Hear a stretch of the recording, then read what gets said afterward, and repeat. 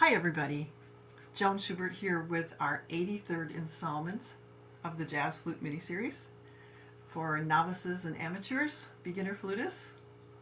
Today we're going to be doing a little bit more improvising over our current tune, Peri by Bill Evans. And then I'll be asking you to review footprints, and we'll start on that next time. If you wanted to go back and look at installments 55, 56, 57, that'll help you review the notes. Right now I'm going to give you a long, low A for tuning.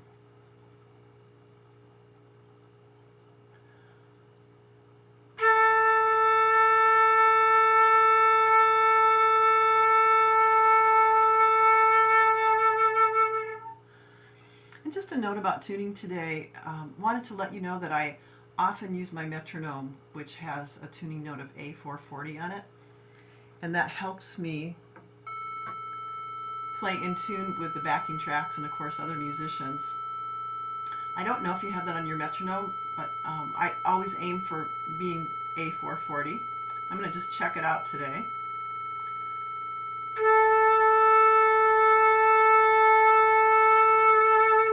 So I'm pretty close.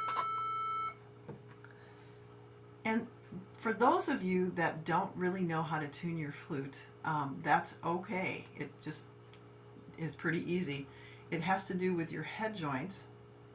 If you can tell that your A is lower than mine, you're going to push your head joint in if you're able. If your A is higher than mine, you're going to pull your head joint out a little bit. And just to note that the way I was raised with all my flute lessons is you would normally have your flute head joint out at least a little bit when you start. Otherwise it tends to make you listen to things in a more sharp way.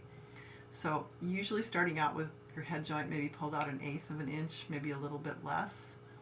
And then you can adjust both with your mouth as you grow with yourself musically.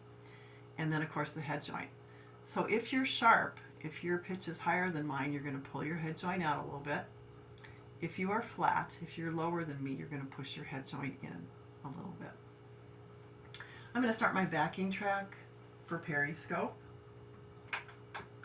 And we're going to go over the two things that we did last week, which is the long C major scale over the backing track, and then the swinging eighth notes, C major scale over the backing track. Okay, we're going to go about this tempo.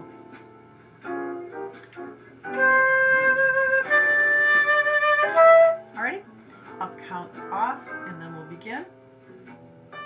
1, 2, ready, go.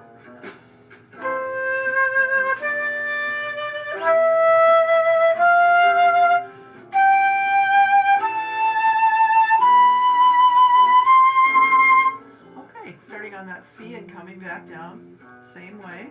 1, 2, ready, go.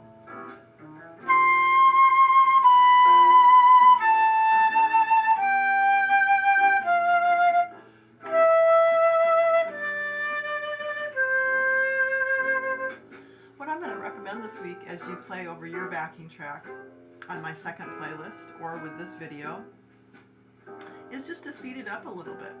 So you could try.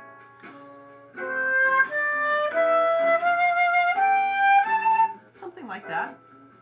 Let's try our swinging eighth notes now. And those sounded like this. C, D, D, E, E, F, F, G, G. Alrighty? 1, 2, ready, go.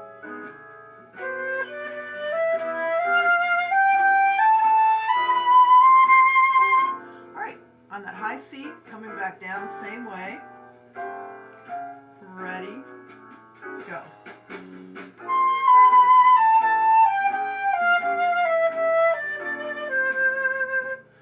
So let's have some fun with those two. Let's take the scale right now and let's put a rest in. So what we're going to do is we're going to play C, D, E, F, rest. Then we'll finish the scale. G, A, B, C. let's go with that, and then I'll tell you what we're going to do on the way down. All right, 4 notes, C, D, E, F, rest, ready, go.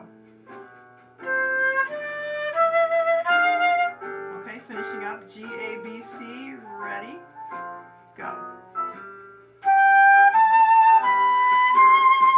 Alrighty, high C, it'll be C, B, A, G, and we'll rest, ready, go.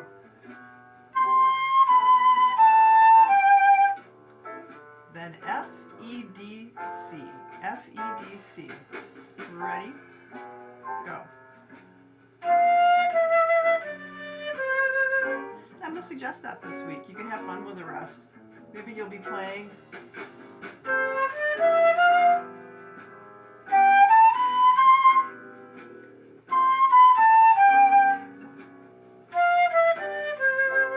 Maybe you'll even make some longer notes in there. Maybe you'll go.